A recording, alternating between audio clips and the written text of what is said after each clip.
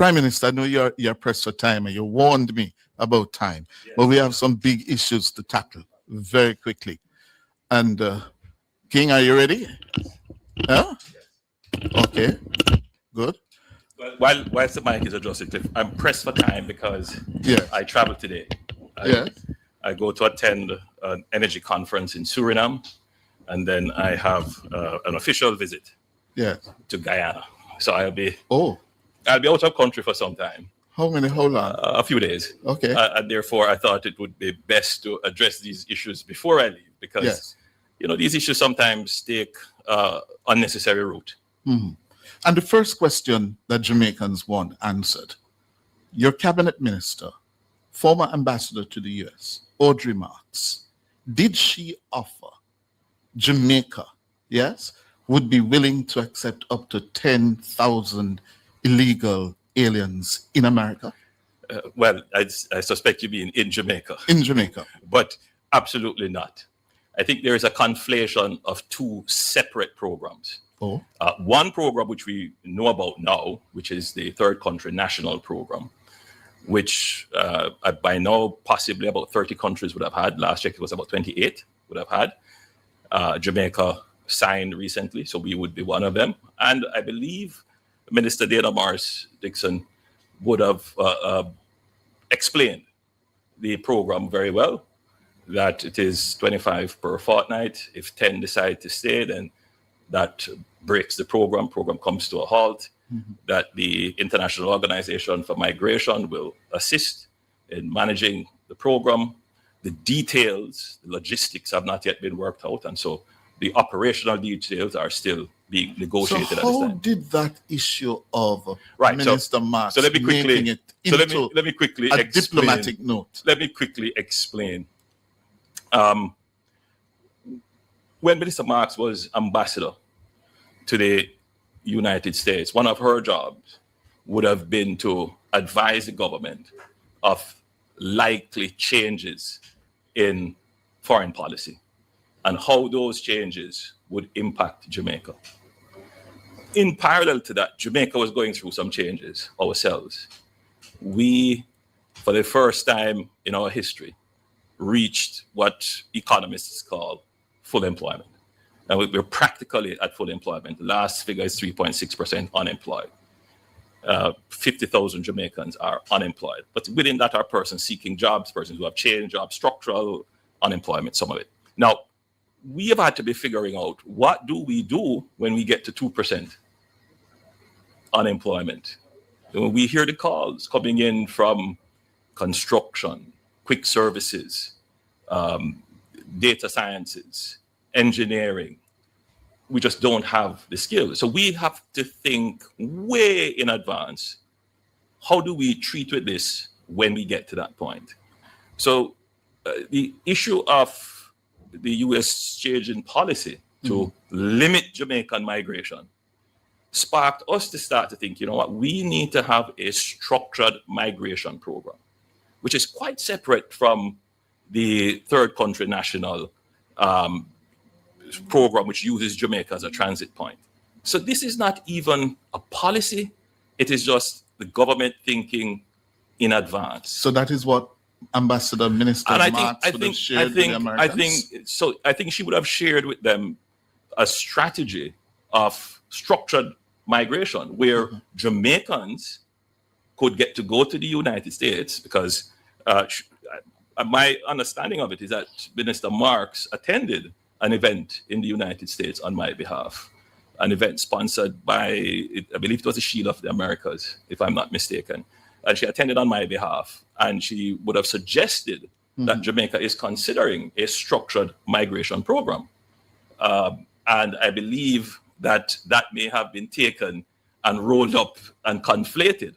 So I suspect what was in the media is a diplomatic note asking, are we considering this? And we responded, we're not considering it in the sense of the TCN, the Third Country National. What we are thinking about is slightly different. So let me just explain that. So right now, we are looking at structured migration programs. We have examples of a structured migration program. We have the farm workers and we have the hotel workers. The unstructured programs, people come here almost every year to recruit our teachers and our nurses, creates a real dislocation in our operations. What if we were able to structure this even more? So we could say to the United States or to whichever other country, all right, if you want to recruit our teachers, well, come to us, assist us with our training. You could take them for half of the year and they can come back. Or you could take them for a year and they come back. It is a structured arrangement. Right now, we are pursuing structured arrangements with Ghana and Nigeria and India, and I believe the Philippines, for nurses.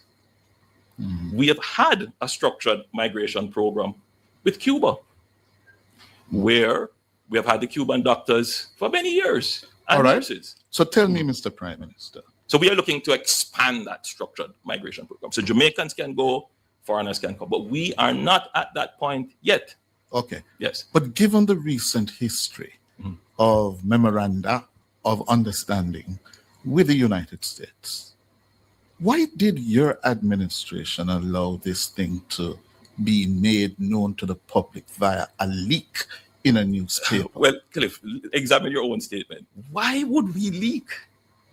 In other words, let me put it the other way then. Why didn't you come to the Jamaican people and tell the Jamaican people early in the day that this is what we are considering? So let's just be clear on this. And I'm very happy you asked the question, because there is a notion that Jamaicans believe that all negotiations happen in public. No. And that is not the case, especially with bilateral negotiations. They take place as two independent diplomatic relations, two independent countries pursuing diplomatic relations.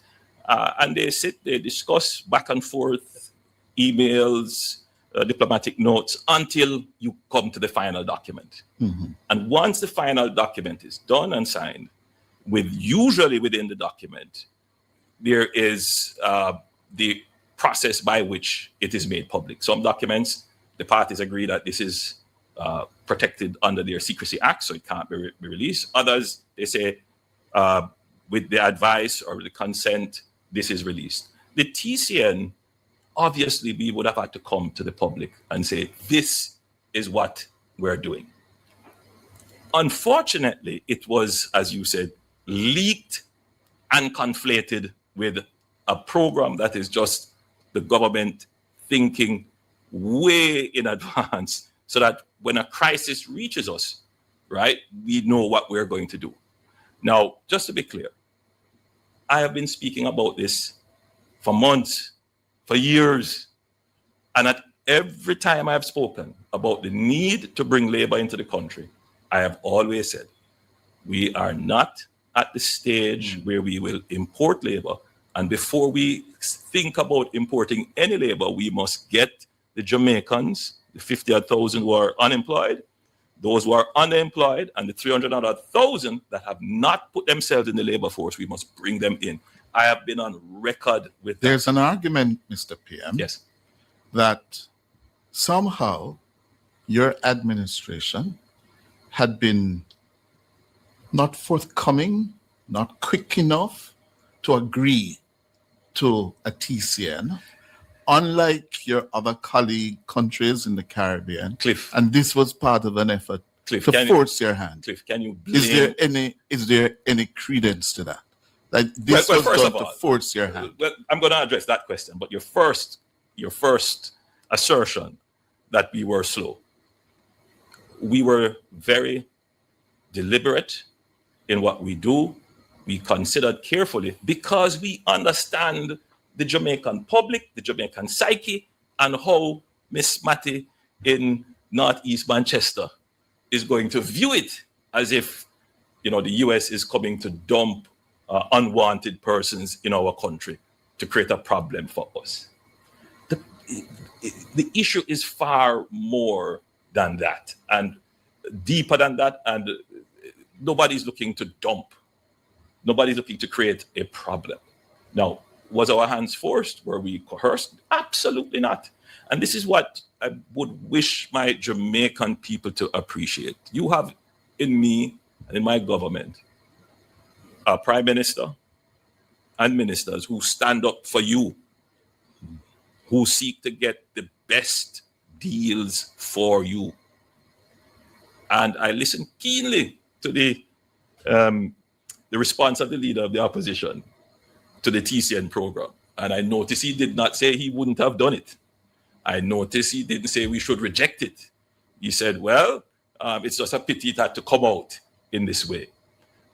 We should have come to the public before. But as anyone knows, and I've explained before, you can't come until you are finished with all the negotiations. Everything is signed and done. So though we have signed the MOU, it is not yet implemented. It's not complete because the operationalization is not complete. Now, as soon as that is done, then we would have called a press conference. We would have said, this is what it's doing. You believe that we could have done this in secret, a plane land with 25 people.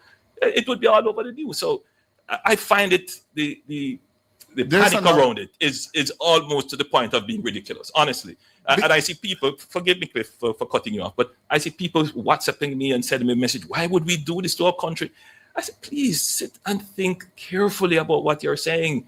We're not doing anything that 28 other countries, including within this region, have done. The United States has asked countries that it considers its friends to assist them in managing their immigration challenges.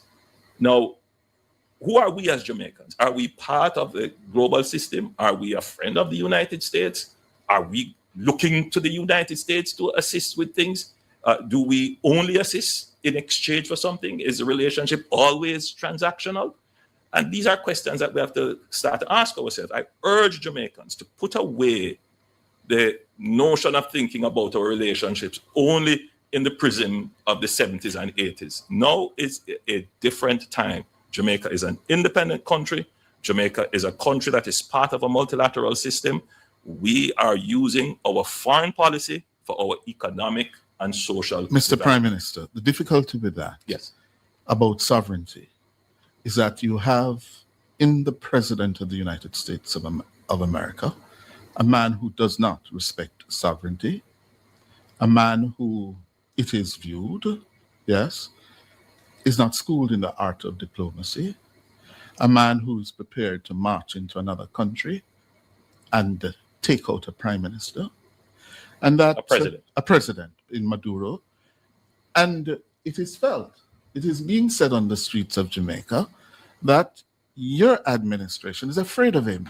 You're actually, again, the term is you are so scared of him that you are ducking certain things and kowtowing to this man, to the Trump administration. Cliff, let me be clear. Yeah. Examine your own statement. I'm putting to you, I'm putting to you the sentiments on the streets that the Holness administration, unlike the Michael Manley administration of the 1970s, who stood up for Jamaica, that you're not prepared to do that. Cliff, why are you pulling me back into the 70s? I addressed it in Parliament. I'm contextualizing. You're contextualizing. But let's be clear. Your previous comment to me was that we took very long to agree. Is that a country kowtowing? Is that a country running at everything that is placed before us? We have been asked to do many things before and we have not. We have made sure it complies with our law, that it suits our political timetable, that it is in our interest, and it is in the interest of our friends. That's what we do. I'm not about to go on a pedestal of revolutionarism. I'm not a revolutionary. I've never sought to wear that mantle. The mantle I wear is to protect Jamaica, not on an ideological platform, which all the people who make those comments are ideologue, locked in the 70s and can't see what is in front of them. You know, you talk about the President of the United States. He may, yes, he is the leading superpower now in the world, without question. But he's not the only powerful person in the world, as it is now. The notion of a unipolar world, that's gone. We are living now in what is considered to be a multipolar world. And in that multipolar world, countries are either competing or cooperating. And Jamaica has to figure out the areas in which it is going to compete and the areas in which it is going to cooperate for its national interest. So we have to understand how we position ourselves in a multipolar world. And that, I think Jamaica has exercised its foreign policy in this regard excellently. We have avoided conflicts, we have avoided challenges, and we are a country that is considered, which is highly considered, highly reputable, a country that has done extremely well. Therefore, you must be wondering, how are you going to be dealing with the U.S. Ambassador Designate, Carrie Lake, who told the U.S. Foreign Relations Committee examining her nomination to be the next U.S. Ambassador to Jamaica that one of her 4 priorities is to ensure that China's growing influence in Jamaica and the rest of the Caribbean is halted, and America become once again the preeminent power in Jamaica and the Caribbean. Again, I do not speak on US strategy and their interests. I speak on Jamaica's strategy and our interests and how we cooperate. China is here. China is working here. But we are a country that believes in a rules-based system, rules-based multilateral system. And the United States, I've listened very keenly to her interview in the U.S. Congress, and she pointed out several areas in which she intends to work with us on. Of course, the hemispheric issue of China, it depends on what the U.S. will do. How are they going to do it? We want to see more U.S. investments in Jamaica. We want to see more U.S. firms come to Jamaica. In a way, it is the interest and absence of the U.S. in the region for a very long time, which has created this problem. So if they're planning to correct it by showing more interest and investing more and assisting more, we welcome that. As I said, it is a multipolar world, and Jamaica positions itself to be at the crossroads of that multipolar world. Now, she's also said, which we're very much interested in, that she wants to cooperate in security. And we want to cooperate on that as well. She did mention the country was successful in bringing down its murder rate. And we have worked with the United States very closely. Nobody seems to notice, to stem the flow of guns and to deal with the increased amount of drugs that is coming into the region, because as the U.S. closes off the Eastern Caribbean, drug cartels and other nefarious players are seeking to reroute to come this side of the North Caribbean. So we're prepared. We're going to work closely with them. She mentioned working closely in terms of commerce and trade, and we definitely will work with the U.S. closely on commerce and trade. So I think I'm looking forward to the ambassador coming, but we're very clear. It's a multipolar world, and we want to see more U.S. investment. Prime Minister, another hot current issue. Yes. Dr. Andrew Wheatley, does he still retain your confidence as a cabinet minister? Dr. Wheatley retains my confidence in the work that he has been doing in the Office of the Prime Minister, particularly in AI and cyber and these other areas. As it relates to the report that was tabled on him, I have read the report briefly. I have not a chance to go through it. I do intend to be briefed by the attorneys as to exactly what is stated in the report. I do, however, feel... His attorneys or your attorneys or the government? Well, the party's attorneys. Oh, yeah. All the parties involved. Yeah. Okay. Yeah. So the charges that are suggested or recommended are serious charges. Now, the challenge, of course, is that no charge has yet been preferred on him. So until that point, we will observe the situation. Today, I'm going to leave here, run back to cabinet. I expect to see Minister Wheatley there, and we will have a fulsome discussion with him directly on the report and what to expect in the future. Given what happened in previous years with Petrojam, of which nothing came, you've reappointed him, and Yes. you have come under attack for doing so. Do you regret doing so now? So you will recall that Minister Wheatley at the time resigned in the Petrojam affair. And after the 2020 election, I did not reappoint him because those matters were not yet resolved. Those matters were since resolved, and therefore he was cleared to be reappointed. I was totally unaware of any report or any investigation. I am not aware of investigations that are ongoing. Mm-hmm. It seems to me that the PNP would know more about investigations ongoing than I do. And that raises the issue. Do you have confidence in the Integrity Commission? The Integrity Commission is a necessary agency to tackle corruption in Jamaica. I believe there are changes that are necessary for it to become more effective. You haven't said yes or no. I believe there are changes to make it more effective. So as of this moment, do you have confidence in it? I believe there are changes that are necessary. It needs fixing.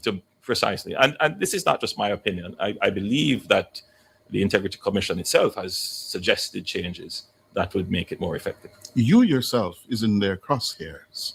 And I understand, and I'm putting this to you. The matter of your uncertified declarations, they brought in a forensic examiner and found nothing on which they could proceed against you. And they referred it to the Financial Investigations Division, the FID.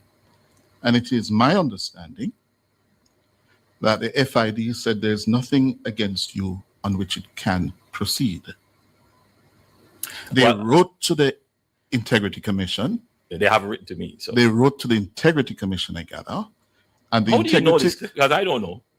Oh, really? I'm not aware that they have written. I gather they have written to the Integrity Commission saying there's nothing there. And the Integrity Commission has responded and responded tersely. One sentence. It says, the matter is still under investigation because your lawyers wrote to the IC asking them to make public the FID's position, and that's how they responded. The matter is still under investigation. Are you not aware of that? So I'm not aware of the FID's position. That's the point I'm making. I'm surprised that you are aware of the FID's position. How do you know what the FID's position is? That's we wanted to know. Our lawyers wanted to know what it is, which is why we wrote to ask. But your lawyers have not only just written to ask, they've asked that it be made public. Yeah. So, look, Cliff, I'm in an invidious position because I don't want to say or do anything that would prejudice my own case or prejudice the Integrity Commission. So I'm very careful in answering questions, particularly these matters that are before the court. I repeat my point that the Integrity Commission is important. It's a necessary agency of the government, but in its current form, it is in need of review and it needs certain changes to make it more effective. Is it biased against you and the Labour Party and the government? Again, the Integrity Commission is a necessary, important institution. So far, it has focused heavily on persons but do you think who it is are biased in the against you? Jamaica Labour Party, but I could not use that to say it is biased. Okay. One other thing before we go. What is causing the breakdown in the relationship between some of your state ministers and their cabinet ministers? Cliff, where you get this breakdown? They hardly speak. Your Minister of Culture, Babsy Grange, and her State Minister, Kerencia Morrison. Yeah, it is so bad, I gather it has reached the cabinet, where this matter has been discussed at cabinet, because there is a problem. Cliff, I wouldn't make a special case here.